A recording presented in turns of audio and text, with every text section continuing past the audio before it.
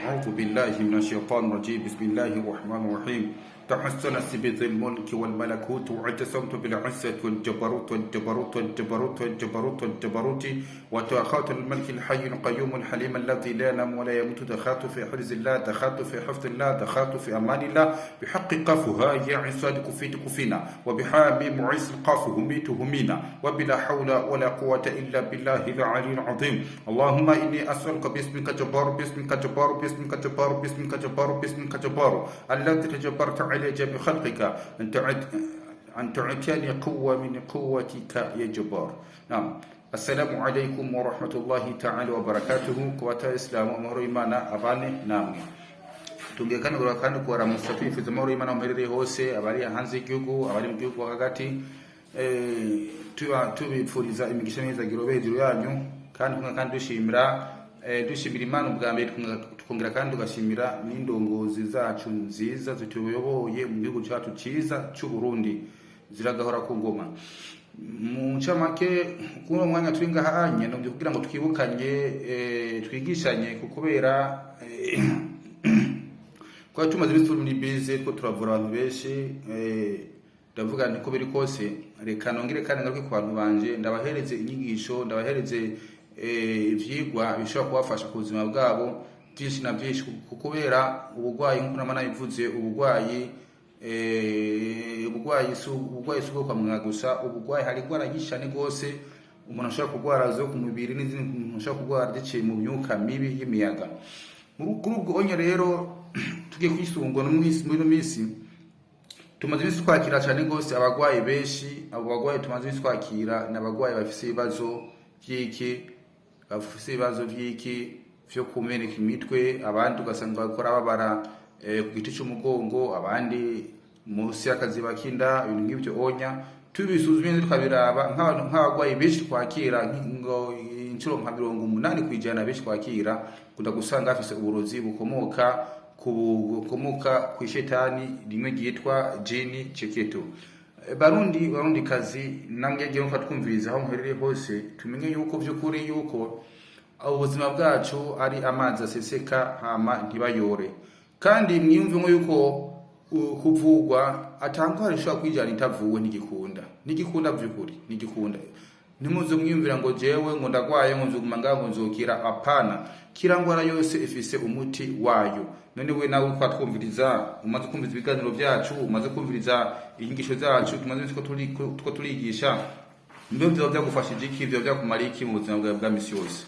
Kino gihe abantu batinya kwivuza uzawumva nakunde kuri telefone ngo doctor ngurihe tije nafise kibazo iki sawa nta kibazo ugwaye gute akambwa teje ngwaye kunuku ngo mugabo doctor ngumbwire ko nzokira ntazokira ngo sinivuza ewana ivyo bintu sidavyumva vraiment. Twebwe turavura ntituri Imana mugabo nabwiye ko abo tumaze kuvura keshi ibice 70% cyangwa 89% cyangwa 90% nukuri barakize bose ukuravyumva kuya mwese musanze mubizi turavura ariko nubwo tuvura turi Imana hariho umuremyi wa byose wewe avuga umuntu apfe agapfa akavuga umuntu akira agakira.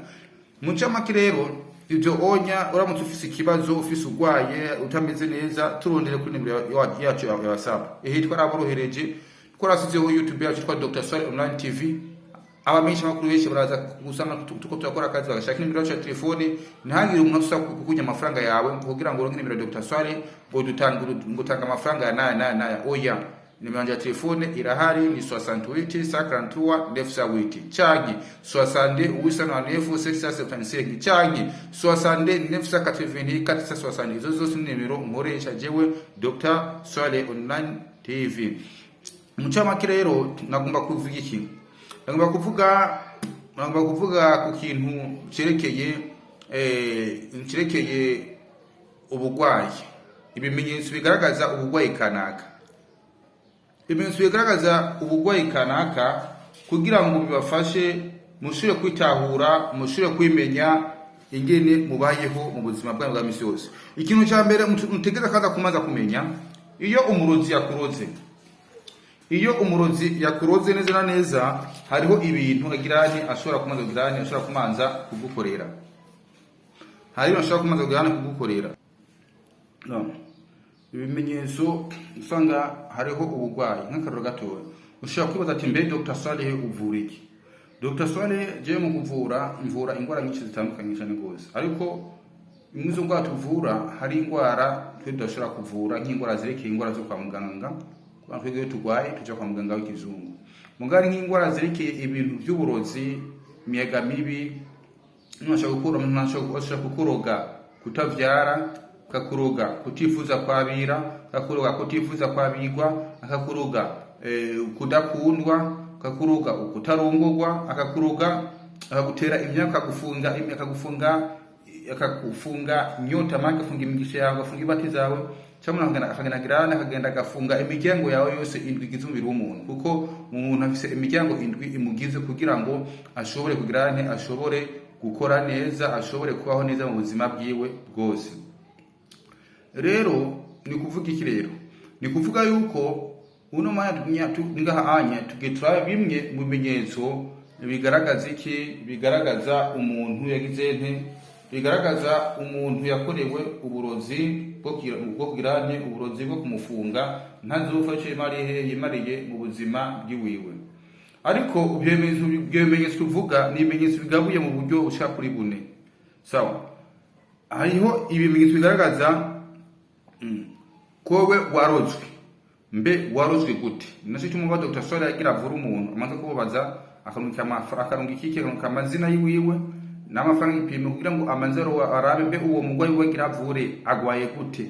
Kuko uburozi ni uburozi, mugabo nubwo ari uburozi ntiburogwa cyo kimwe kandi ntuvuga cyo kimwe. Uko urabyumva, ni uburozi ntiburogwa cyo kimwe kandi ntuvuga cyo kimwe. Kuko bashaka kuroga bashaka kuroga bagakoresha uburozi bwirabura, uburozi bw'umuriro, uburozi bw'intuzeye bw'umuyaga, uburozi bw'amazi. Nifu umanzira mbe uno muntu yaroze uno muntu yakoresheje ubuhe burozi, yakoresheje inzira izihe? Reka turabe bimwe mu bifungo bine bifunze ibiremwa abantu bagendana birigwa ko bagenda bafise ugasanga nabivukanye arabisazanye ugasanga nafashe imari yapfuye, abandi ugasanga umuntu mpaye nk'umutahe w'ibihumbi 100 agenda kudandaza, ubundi ukamuza umutahe w'ibihumbi 10, ubu ibihumbi 10 akunguka kujya mu 100 agahomba kubera iki? Imyaka baramufunze. Turabe ibimenyetso bigaragaza umuntu yagize yakorewe uburozi bwo kumufunga, uburozi bwo gufungwa. Ni kuvuga yuko ugufungwa k'uburozi, ugufungwa n'abarozi bigabuyemo imigwi 4. Ugufungwa n'abarozi bigabuyemo imigwi 4. Uburozi bwo gufungwa bugabuyemo imigwi 4.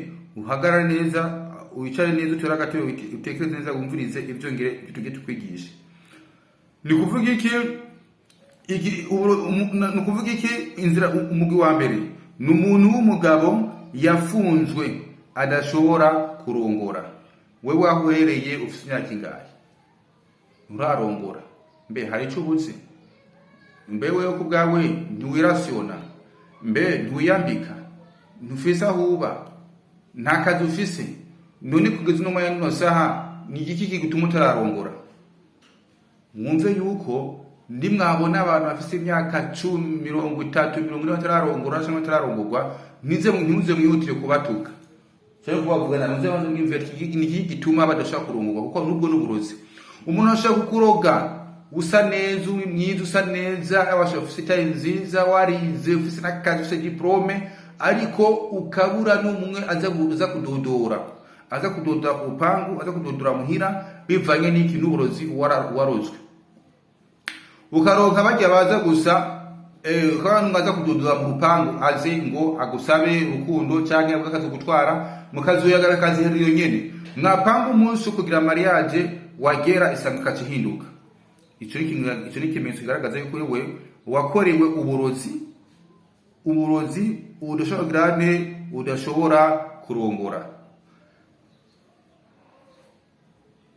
Icyo kimenyetso rero naco kiri ku bagabo no ku bagore. Isuzume wirabe mbe ubuziki umaze kuresha kangaye bakubenga, umaze kuresha kangaye kubenga abantu cyangwa nabo bakubenga. Isuzume neza urabe ico biko biravako burya anya iminsi kwitera igenda nuko imyaka itera igenda, kandi uko bitera byicara kuri wewe ntikibirozi niko bitera bibyaza umusaruro mubi muri kadoza k'abana bawe mu muryango wawe. Nkuko twavuze ko twavura umuntu afise ikibazo akiri muto aragikurana gushika ku mwana kimugira kimukurikirana. Ikimenyetso kigira kabiri, ikimenyetso cya mbere kiri ku mugabo cyangwa ku mugore. Ikimenyetso uburyo nabwo bugira kabiri bw'uburozi. Igifungo kigira kabiri naco ni ibimenyetso bigaragaza umugore yarongowe ariko agize ari afunzwe. Ni ikimenyetso kigaragaza umugore yarongowe cyane umugabo yarongoye ari mu ifungo. Ibifungo ni ibihe? Ni bya bintu ushaka gusanga umukobwa murakundanye, uramurongoye, uramutwaye, mushikanye mu nzu, ukwezi kwa mbere, kwa kabiri, gatatu, gatatu nduru, arahukanye muravanye, aragiye. Kumbe niki wewe wagiye kurazimisha ibintu vyafunzwe, nukuvuga iki wewe warafunzwe, naco gituma uzogumuharura abagabo, uzogumuharura abagore. Muntu wese urongora muvana n'umugore ata mpamvu na zimwe zibaho zifatika zumvikana, basumye yuko wewe ico onya n'ikimenyetso kigaragaza yuko wewe wararongowe, ariko nubwo warongowe wafunzwe kutagira udashobora kuguma mu rugo rwawe ngo wake nk'abandi ziramisha ngo ubyare nk'abandi. Ikimenyetso kigira gatatu, uburozi bw'ubuzima ni kuvuga iki? Ni umuntu w'umugabo cyangwa umugore yashoboye kurongorwa, amaze kurongora cyangwa kurongorwa ariko adashobora gutwara inda. Wewe baragufunze yuko utazopfa waravyaye, wewe warafunzwe yuko utazopfa wateye inda, wewe warafunzwe yuko utazopfa watwaye inda. Inda ugize uyitware kakikoroka, inda uyitware imaze ukwezi kumwe irakorotse, amezi 3 irakorotse. Curi kintu kigaragaza yuko wewe wagize wakorewe uburozi bwo gufungwa mu buzima bwawe bwose, warafunzwe yuko atarubyaro uzopfa wararose mpaka ari kugize aruko wivudije ukire kugira ngo ubuzima bwawe bugende neza. Hama ikimenyetso kigira kane, uburozi bugira kane ngo nukuvuga iki? Ni ibimenyetso bigaragaza umugabo yafunzwe adashobora gutera inda, cyangwa umugore yafunzwe adashobora gutera inda. Mwana wa mama, ibi bintu ntubyufate nk'ibisanzwe, ntufate nk'ibyoroshe. Ni ibintu bifise akamaro kanini cyane rwose mu buzima bwawe. Dr. Sole nzobana ndabahereza inyigisho nyinshi mu gihe nzobona mwanditse amakomantere, namwe mukine kuba dushaka kwandika muri commentaire, hama tugakora ikiganiro cyo kwishura ibyo nzobana abadije. Ibi ni ibimenyetso, iyi ni imigwi y'abantu y'uburozi, y'ubwoko bw'uburozi bwo gufungwa bune. Mugabo umenye yuko hari ibimenyetso kwakira mugwi umwe ngene wacu aho rere hose. Mbe bino bimenyetso duheje kuvuga byose nta na kimwe cyoba kigukorako wewe, ngaco ho hari kigukorako, ugerageze uturondere kugira ngo dushe kugufasha kugira ngo nawe ubake nk'abandi zugume,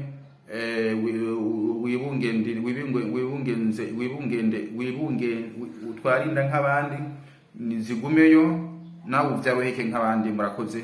Hama Dr. Sole Online TV, hama murakoze cyane gose. Amahoro y'Imana abane namwe.